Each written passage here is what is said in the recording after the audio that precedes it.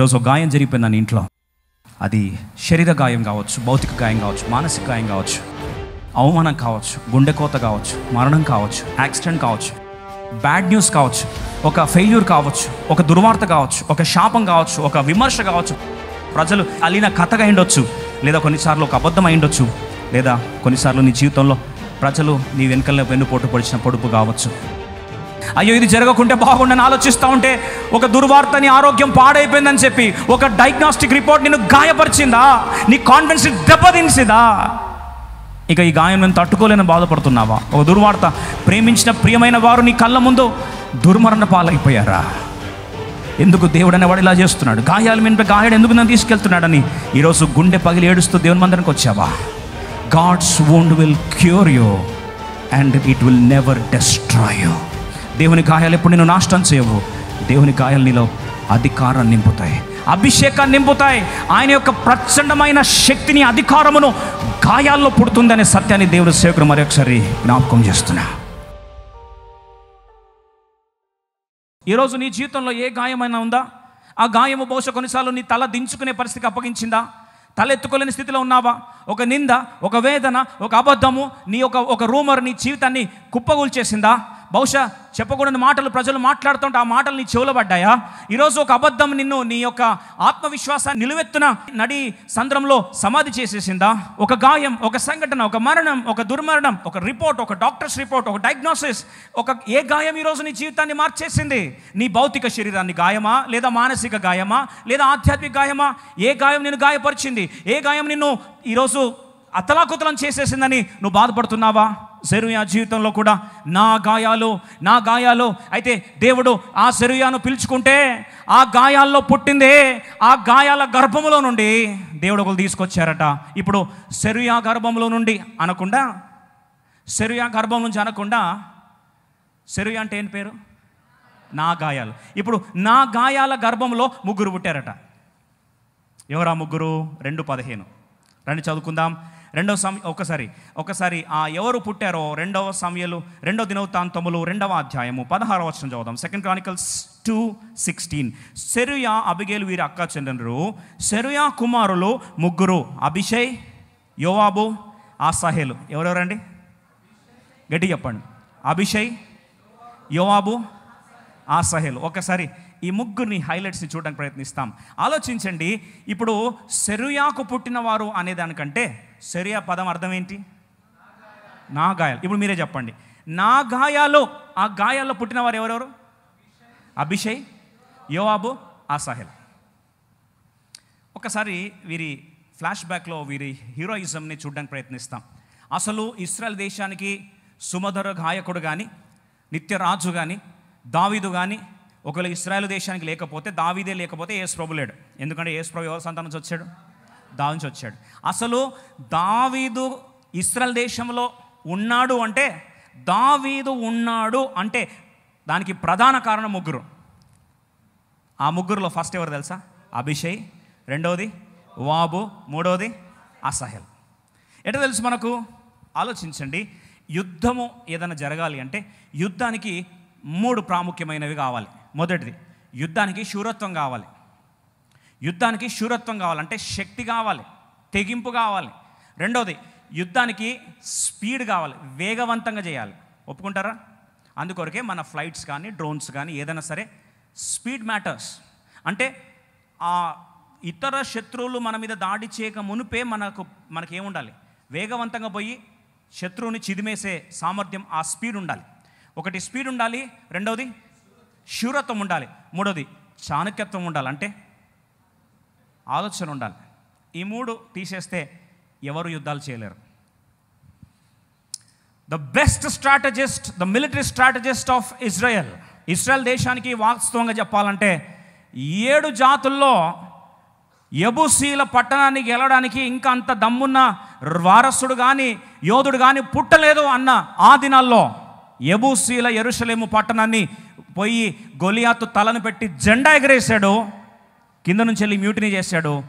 పట్టణాన్ని తన పట్టణంగా రాసుకున్నాడు. అదే యెరూషలేము పట్టణము దావీదు పురమైంది. అలా చేసిన శూరత్వం ఎవరిదండి? దావీదే కదా. అలాంటి దావీదుకి యుద్ధంలో మూడు కావాలి: శూరత్వం, వేగత్వం అంటే స్పీడ్, వేగవంతంగా ఉండాలి. మూడోది చాణక్యత్వం అంటే తెలివితేటలు కావాలి. ఇప్పుడు ఈ యుద్ధంలో ఒకసారి ఎవరెవరు ఏమేం చేస్తూ వచ్చారో, అసలు దావీదు అంత స్థాయికి వెళ్ళడానికి ప్రధాన పాత్ర పోషించింది ఎవరట ఒకసారి చూద్దాం. దావీదు గొలియాతును గెలిచాడు, అది ప్రపంచంలో అందరికీ తెలుసు. గొలియాతును గెలిచింది ఎవరు అంటే శూరులను, ఆజానుబాహులను గెలిచిన ఏకైక మొనగాడు ఎవరండి? దావీదైతే ఇంకొక వ్యక్తి ఉన్నాడు, ఆ వ్యక్తి పేరే ఈ యొక్క సెరూయా గాయంలో పుట్టిన జ్యేష్ఠ కుమారుడు.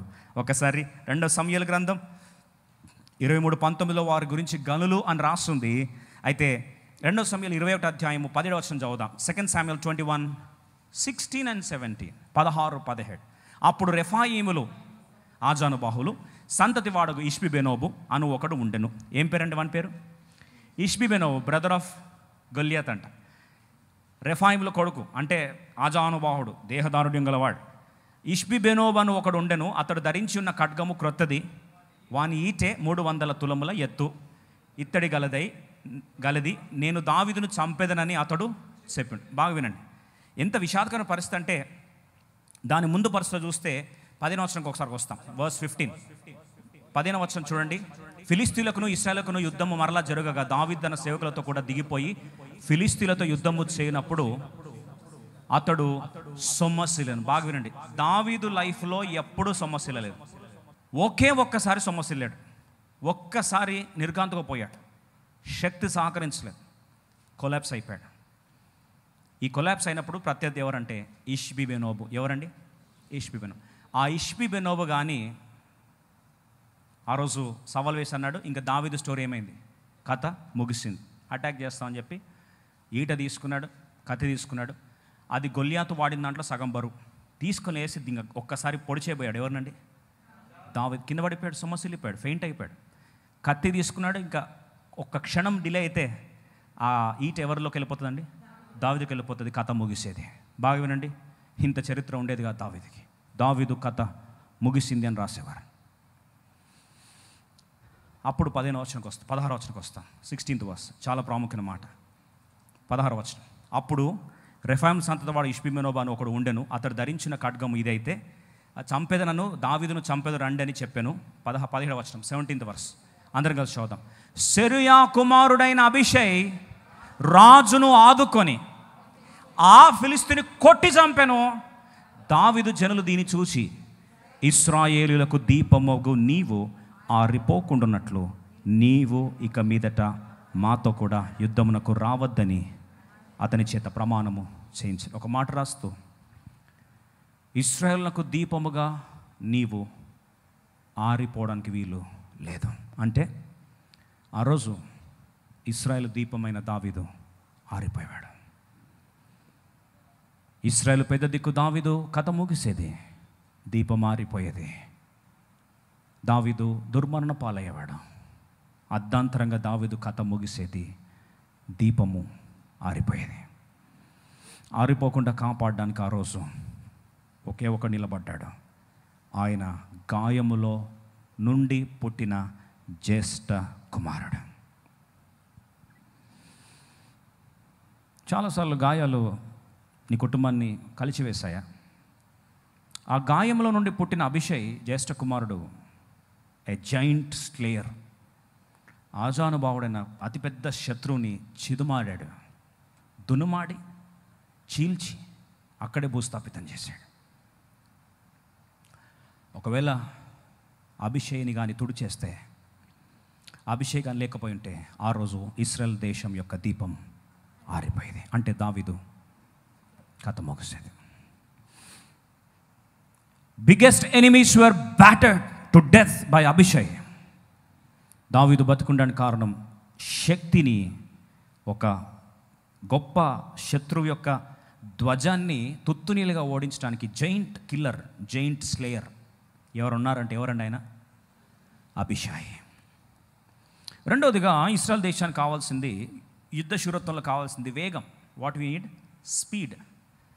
ఎంత స్పీడ్ ఉంటే ప్రత్యర్థుల గుండెల్లో అంతగా దాడి చేయొచ్చు, అంతగా బెదిరించవచ్చు. అందుకొరకే అమ్యునిషన్ తీసుకున్నా, అది ఆర్మీ కానీ, నేవీ కానీ, లేదా ఎయిర్ ఫోర్స్ కానీ ఫస్ట్ చూసేది ఏంటండి? స్పీడ్ చూస్తారు.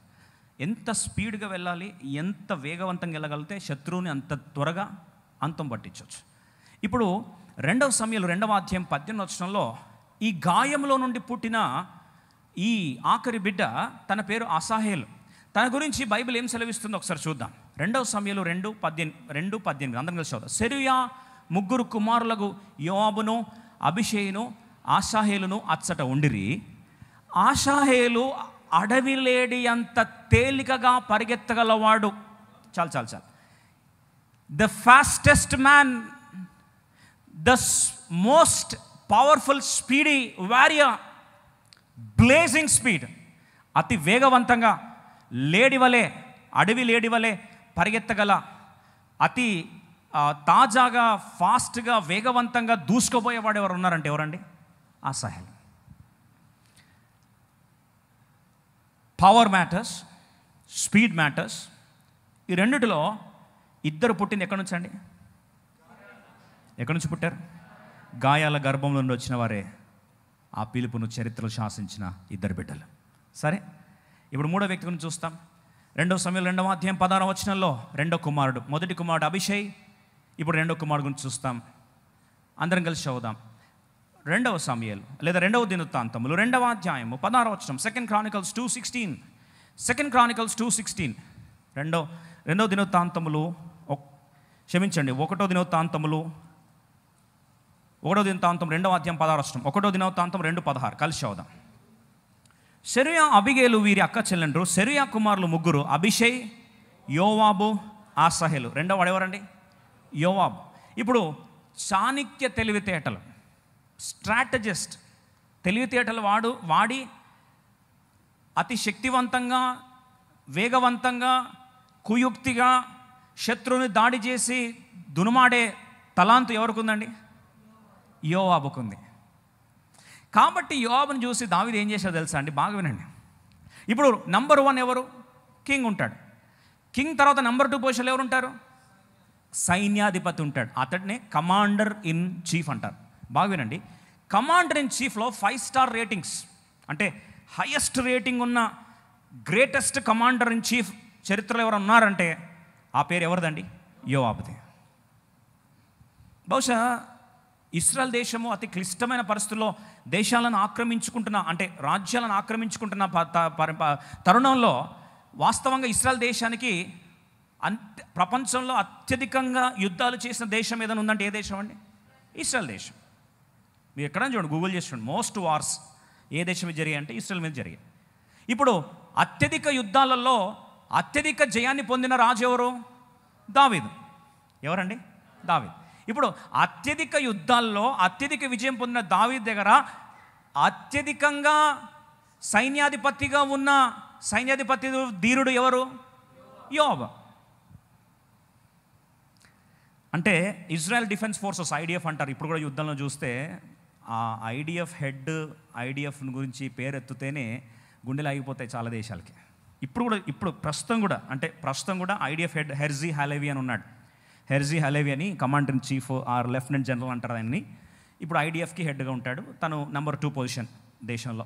ఇప్పుడు ఆయన గురించి ఒకసారి స్క్రీన్లో చూడవచ్చు. ప్రస్తుతం ఉన్న ఆయన ప్రపంచ శత్రు దేశాలకు ఈయన ఫోటో చూపిస్తే కూడా గుండె ఆగిపోతుంది వాళ్ళకి. ఈయన ఫోటో చూపిస్తేనే గుండె ఆగిపోతుంది. ఎందుకు తెలుసా అండి? అతి దారుణమైన రీతిలో శత్రువుల్ని తరిమి వాళ్ళ కోటలోకి వెళ్ళి తరిమి కొట్టే తలాంతు ఎవరికైనా ఉందంటే అది ఇశ్రాయేల్ దేశానికి. ఇరాన్ ప్రెసిడెంట్ ఎలా చేశారో మీకు తెలుసు. ఫ్లైట్ సడన్గా మిస్సింగ్ అంట. Iran's president missing after crash. ఇది సరే, కొద్ది కాలం క్రితము ఎవరు దొరకట్లేదంట ఒకడు. ఆయన పేరేంటి ఎత్తదలుచుకోలేదు. బ్రష్ చేసుకుంటుంటే టూత్పేస్ట్లో విషం పెట్టి చంపేశారంట. అదేం తెలియదు ఎట్లండి? దేంట్లో విషం పెట్టారంట? టూత్పేస్ట్లో విషం పెట్టి చంపారంట. మరి అది ఏం టాలెంటో మీరు ఒకసారి ఆలోచించండి. హైజాక్ చేసి తీసుకెళ్ళిపోయారు, ఫ్లైట్ని హైజాక్ చేశారంటే ఎంత తెలివిపరులు అంటే అదే ఫ్లైట్లో అదే పైలట్ లాగా, అదే ఫ్లైట్ లాగా, అదే వ్యక్తుల్లాగా మొత్తం అంతా రీక్రియేట్ చేసి అదే ఫ్లైట్ ల్యాండ్ అయినట్టు వాళ్ళని కన్ఫ్యూజ్ చేసి ఉన్న వాళ్ళందరూ ఎత్తుకొని వెళ్ళిపోయారంట. ఆర్మీ స్ట్రాటజీస్, ఇంటెలిజెన్స్ స్ట్రాటజీస్ ఒక్కసారి ఇజ్రాయెల్ దేశం తర్వాతనే ఇంకా మిగతా ఎవరి గురించి అయినా మాట్లాడాలి. ఇదందరికీ నైట్ మేర్. ఆలోచిస్తేనే గుండె దడ పుట్టించేది ఎవరు తెలుసా అండి? IDF head, Israel defence forces head Herzi Halevi. ప్రస్తుతం ఈయన ఉన్నాడు. స్టోరీ కట్ చేస్తే ఎందుకు ఇంతకు చెప్తున్నానంటే ఈయనది కాదు హైలైట్ చేయాల్సింది. ఇప్పుడు టెక్నాలజీ ఉంది, రీసెర్చ్ ఉంది, అమ్యునిషన్ ఉంది, అన్నీ ఉన్నాయి. అన్నీ ఉండి పోరాటం పెద్ద కథేం కాదు. దావీదు టైంలో ఏమీ లేవు. అలాంటి టైంలో commander in chief lieutenant general ఎవరండి? గట్టి చెప్పండి. జోబ్. అది యోబ్ రేంజ్.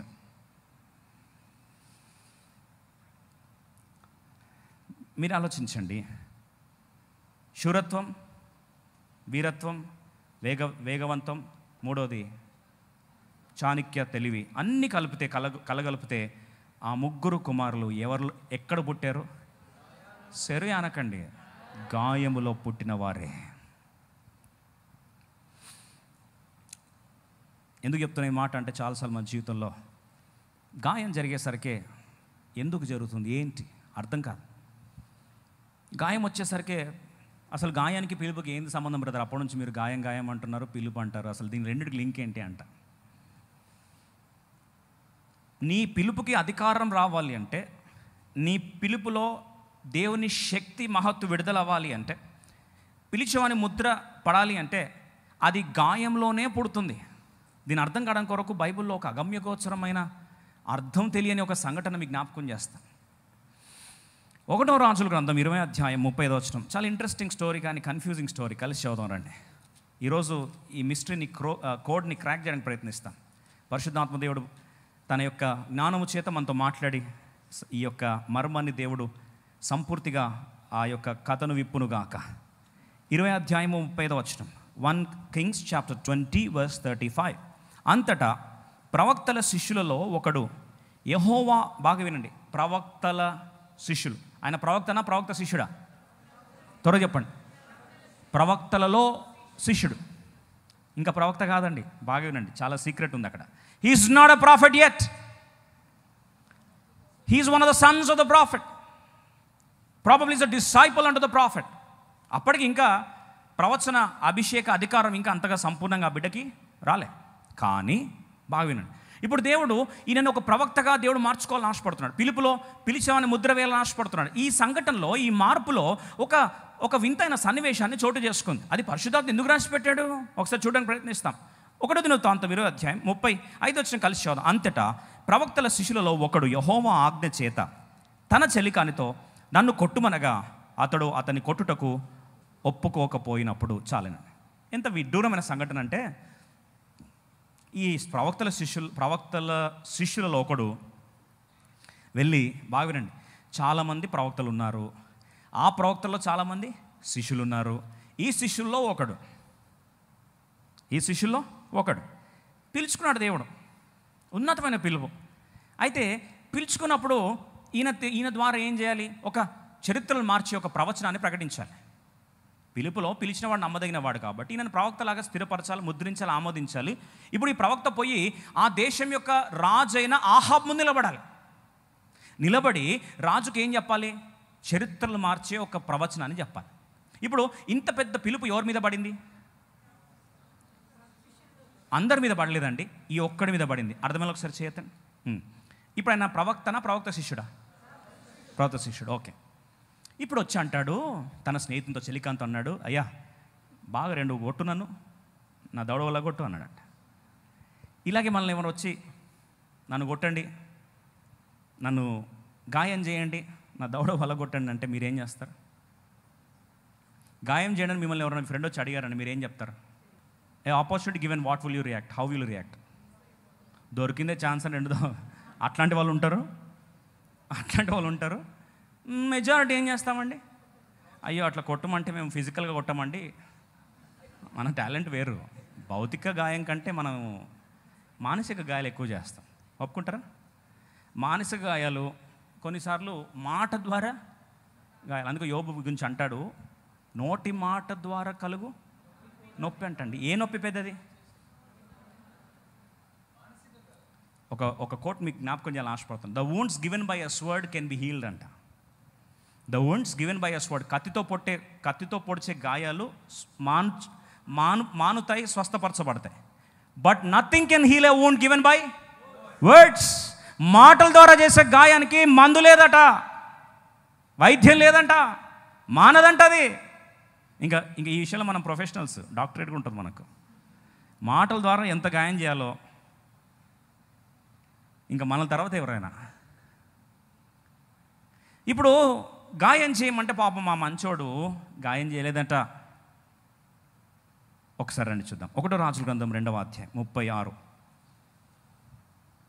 అతడు, నీవు యెహోవా ఆజ్ఞకు లోబడక పోతివి గనుక నీవు నన్ను విడిచిపోగానే సింహము నిన్ను చంపునని అతనితో చెప్పాను. అతడు వెళ్ళిపోగానే సింహం ఒకటి అతనికి ఎదురై అతనిని చంపాను. ఇప్పుడు చెప్పండి అండి, నువ్వు నా మాట అనలేదు. రండి చదువుదాం మళ్ళీ ఒకసారి. 36.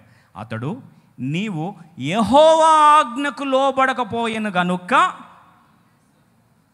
నీవు నన్ను విడిచిపోయి వెళ్ళే లోపల సింహం వచ్చి ఏం చేస్తుంది, నేను చంపేస్తుంది. అంటే పాపం బయటకు వెళ్ళాడు, నిజంగానే సింహం ఏం చేసిందండి, చంపేసింది. ఎంత విషాదం కదా. మన సానుభూతి, ప్రగాఢ సానుభూతి ఈ వ్యక్తికి ఉండును గాక. మనైతే ఏమంటామండి, కొట్టలేదు, కొట్టకపోగా చేసిన మంచి పనికి ఇదేం నేరం అండి, ఎందుకొరకే మాకు బైబిల్ నచ్చదండి అని పాపం కొంతమంది త్వరగా వెంటనే they will jump the guns and then conclude that word of God is unfair అని. కొంతమందికి ఎన్ని డౌట్లో దేవుడికి అన్యాయస్తుడండి అని చెప్పి పాపం వాళ్ళ లాజిక్లు పాపం తీసుకొని అతికించే ప్రయత్నం చేస్తూ ఉంటారు. ఇలా దేవుడు చేశాడు కాబట్టి ఆయన అన్యాయస్తుడని. వాస్తవమే. ఇప్పుడు వెళ్ళి కొట్టుమంటే కొట్టలేదండి వాడు. కొట్టకపోతే నువ్వు పోతున్నావు కాబట్టి నువ్వు ఏమైపోతావు, సింహం వచ్చి నేను తినేస్తుంది, నువ్వు చచ్చిపోతావు అని. నిజంగానే బయటకు వెళ్ళాడు, సింహం తిని ఏమైంది, చచ్చిపోయాడు. ఇప్పుడు ఆలోచించండి, చచ్చిపోయింది కొట్టనందుకు కాదు, చచ్చిపోయింది ఈ వ్యక్తి అడిగింది మాట విధేయత చూపించినందుకు కాదు. అక్కడ ఒక మాట రాస్తుంది, రండి చదువుదాం, ఇది ఇంపార్టెంట్. అతడు, నీవు యెహోవా ఆజ్ఞకు లోబడకపోతివి కనుక. ఇప్పుడు కొట్టడం అనేది ఎవరి ఆజ్ఞ, త్వరగా చెప్పండి, దేవుని ఆజ్ఞ. ఈ ప్రవక్త శిష్యుని ఆజ్ఞ కాదు అది. Are you with me? అర్థంలో ఒకసారి చేద్దాం. కొట్టుమని చెప్పింది ప్రవక్త శిష్యుడు కాదు,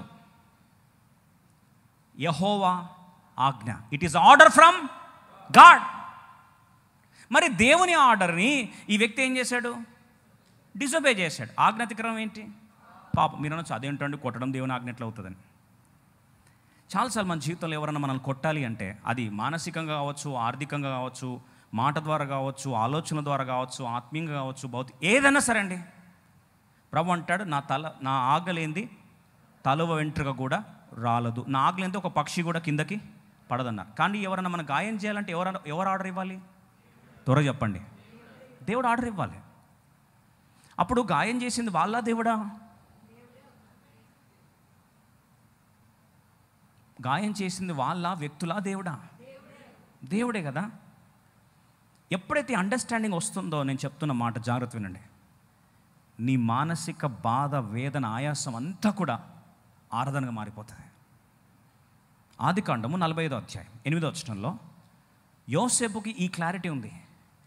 యోసేపుని అమ్మేసింది ఎవరు, గుంతలేసింది ఎవరు, పరాయి దేశంలోకి బానిసగా అప్పగించేసింది ఎవరు.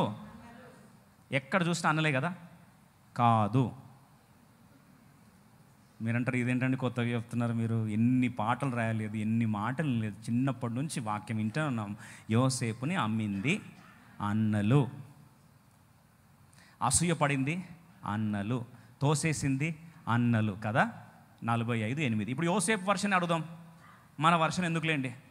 యోసేపు అభిప్రాయం ఏంటో చూద్దాం. What is the impression and attitude of Joseph? Who wounded him, who sold him, who hurt him, who wounded him. ఎవరి ద్వారా గాయమైందట? 45:8. ఆదికాండం 45:8. కాబట్టి దేవుడే కానీ మీరు నన్ను ఇక్కడికి పంపలేదు. అంటే యోసేపు అంటున్నాడు, ఒరే పిచ్చివేదోలారా, నేను గాయం చేసింది మీరు అనుకొని మీరు ఫీల్ అయిపోయి బాధపడి దూరం వెళ్ళకండి. మీరు అలా గాయం చేయాలి, అమ్మి వేయాలని చెప్పి అనుమతించింది ఎవరు? నా దేవుడు. కాబట్టి దేవుడే కానీ మీరు నన్ను ఇక్కడికి పంపలేదు. ఆయన నన్ను ఫరోక్ ఎందుకు గాయం చేశాడు నా దేవుడు? ఎందుకు మీరు అసూయపడేటట్టు చేశాడు? ఆ అసూయలో మీరు వెన్నుపోటు పొడిచాడు ఎందుకు చేశాడు? ఆ అసూయలో నన్ను అమ్మేసాడు ఎందుకు చేశారు? ఎందుకు చేశాడు నా దేవుడు అంటే, ఆయన నన్ను ఫరోకు తండ్రిగాను, అతని ఇంటి వారికి అందరికీ ప్రభువుగాను, ఐగుప్తు దేశమంతటి మీద ఏలికగాను నియమించను. కాబట్టి గాయం చేసింది మీరు కాదయ్యా, గాయం చేసింది ఎవరు? నా దేవుడు. సామెతలు 27వ అధ్యాయం 6వ వచనంలో, దయచేసి ఈ మాట మర్చిపోతాం. దేవుని గాయాలు ఎప్పుడు కూడా అది మనకు మేలు చేయాలని ఆశపడతాడు, కానీ హాని చేసే దేవుడు కాదు. 27వ సామెతలు 27వ అధ్యాయం 6వ వచనం అందరం కలిసి చదువు. మేలును కోరి స్నేహితుడు గాయములు చేయును, పగవాడు లెక్కలేని ముద్దులు. మనకు ముద్దులు పెట్టడం అంటే చాలా ఇష్టం, కానీ ప్రభు ఎవరంటండి? మేలు కోరి స్నేహితుడు ఏం చేస్తాడు? గాయం చేస్తాడు.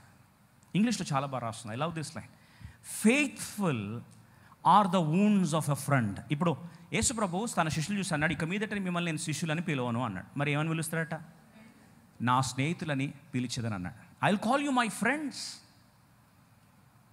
ఇప్పుడు యేసు ప్రభు స్నేహితుడు ఎట్లాంటి స్నేహితుడు అంట? ఇంగ్లీష్లో ఎ ఫెయిత్ఫుల్ ఫ్రెండ్. ఎలాంటి స్నేహితుడు అండి? నమ్మదగిన దేవుడు. మొదటి మాట నమ్మదగిన స్నేహితుడు. Is a faithful friend. ఇప్పుడు ఫెయిత్ఫుల్ ఫ్రెండ్ ఏం చేస్తాడు?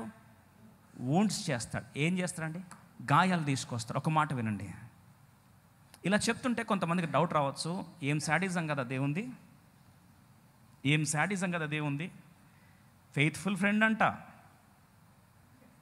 ఏం చేస్తారంట? గాయం చేస్తారంట. ఇలా అంటే శాడిజంలా ఉంది కదా. ఓ చిన్న ఉదాహరణ చెప్తాను. శత్రువు చేతిలో కత్తి నీకు మేలు చేస్తుందా, కీడు చేస్తుందా? బిగర్ చెప్పండి. కీడే చేస్తుంది. టెర్రరిస్ట్ చేతిలో కత్తి నీకు మేలు చేస్తుందా, కీడు చేస్తుందా? కీడే చేస్తుంది. ఇప్పుడు అదే కత్తి డాక్టర్ చేతిలో ఉంటే, అమ్మో నువ్వు టెర్రరిస్ట్వి అంటారా? Let me ask this question. The same knife, same sword, కానీ ఎవరి చేతిలో ఉందనేది ప్రశ్న. What matters is in who's hands it is. ఒప్పుకుంటారా? డాక్టర్ చేతిలో కత్తుంటే ఎలా వెళ్తారండి? అమ్మో ఏం చేస్తాడో ఆయన అంటారా? బా సార్ మస్తు నమ్ముతున్నా సార్ నిన్ను, తర్వాత నీకు ఆప్షన్ ఉండదు, ఎందుకంటే నువ్వు సగం అన్కాన్షియస్లో ఉంటావు. ఎట్లా పోతారండి పోయేటప్పుడు?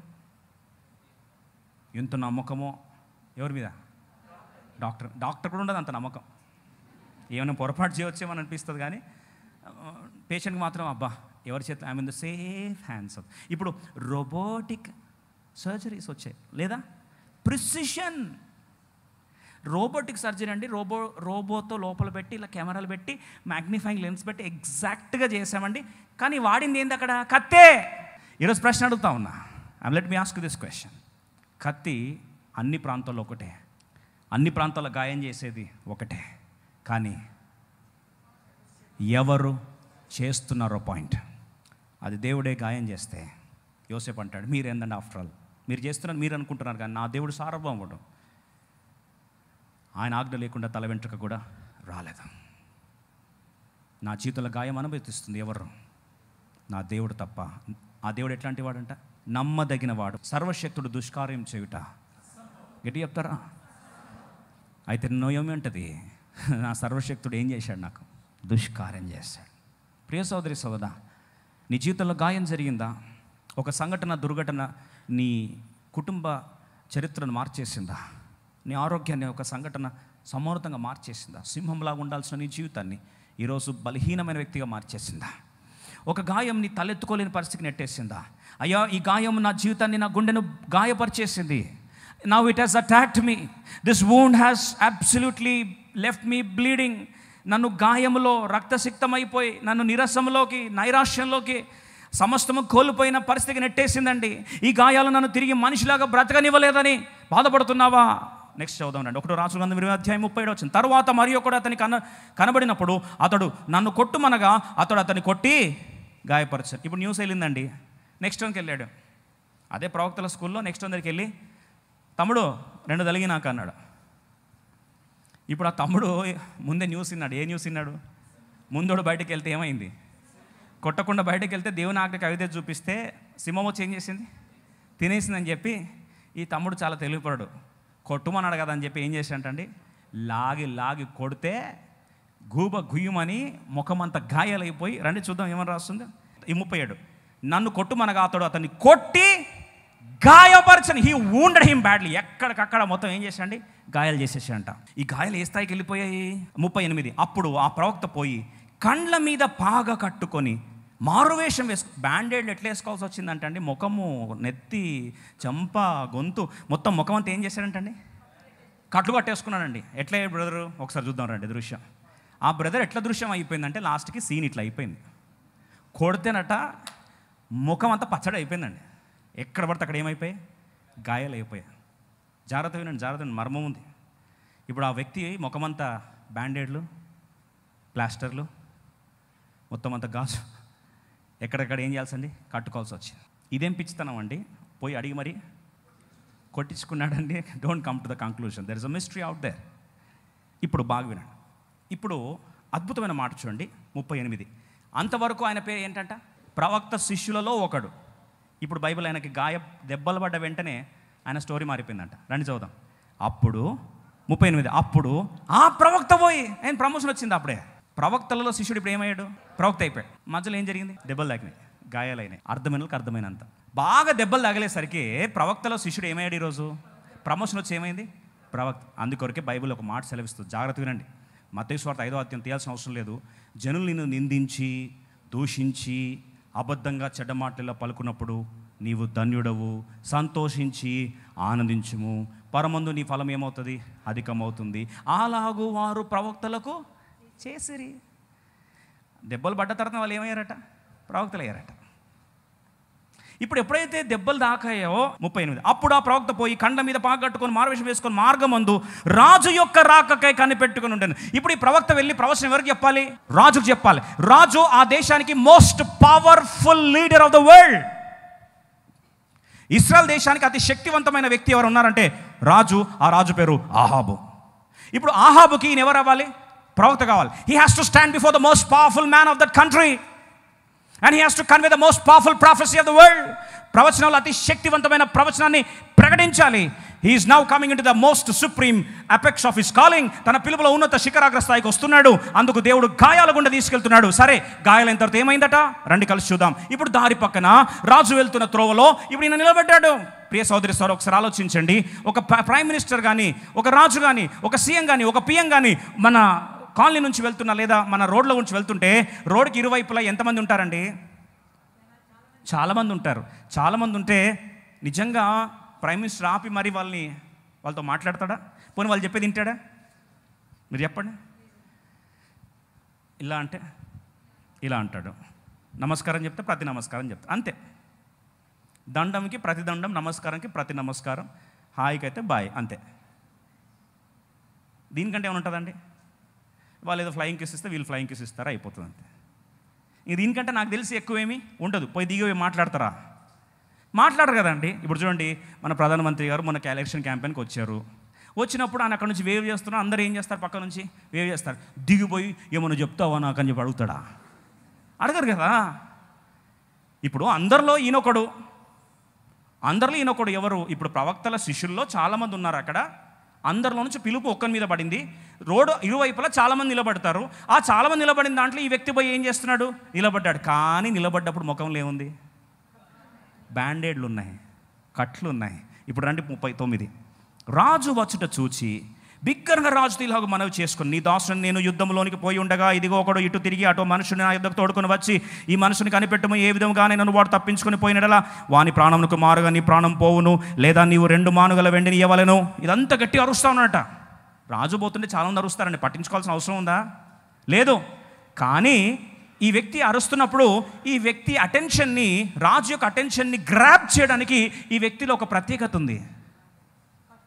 కట్లు ఉన్నాయి, ముఖానికి ఏముంది, బ్యాండేడ్లు ఉన్నాయి, గాయాలు ఉన్నాయి, రక్తసిక్తమైన ముఖం ఉంది, దెబ్బలు తిన్న ముఖం ఉంది.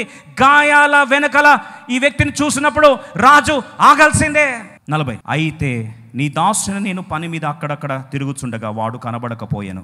అప్పుడు ఇశ్రాయేలు రాజు, నీకు నీవే తీర్పు తీర్చుకుంటే కనుక నీవు చెప్పినట్లుగానే నీకు జరుగునని అతనికి సెలవీయగా, బాగా వినండి ఏమని రాస్తుంది చూడండి. అతడు సెలవీయగా అతడు త్వరపడి తన కండ్ల మీది పాగా తీసివేయగా చూచి అతడు ప్రవక్తలలో ఒకడని రాజు పోల్చాను. ఇప్పుడు ఏం చేశాడంటండి, ముఖం మీద ఉన్న పాగా తీసేశాడు. 42. అప్పుడు అతడు యెహోవా సెలవిచ్చినదేమనగా, చూడండి ఎంత ధైర్యం ఉండాలి, ఎంత గుండె ధైర్యం ఉంటే అండి.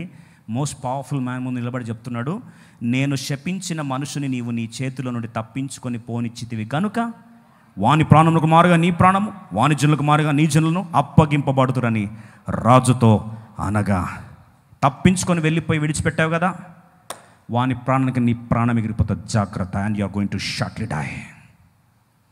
ఈ మాట చెప్తే ఇప్పుడు చెప్పండి, మనమే ఆహా పొజిషన్లో ఉన్నాం. ఇట్లాంటి మాట ఎవడన్నా కూసాడు అనుకోండి, బ్యాండెడ్ కాస్త కాఫిన్ బాక్స్లోకి వెళ్తాడు అంతే. కానీ ఆహాబు ఏమి చేయలేడు. You know why?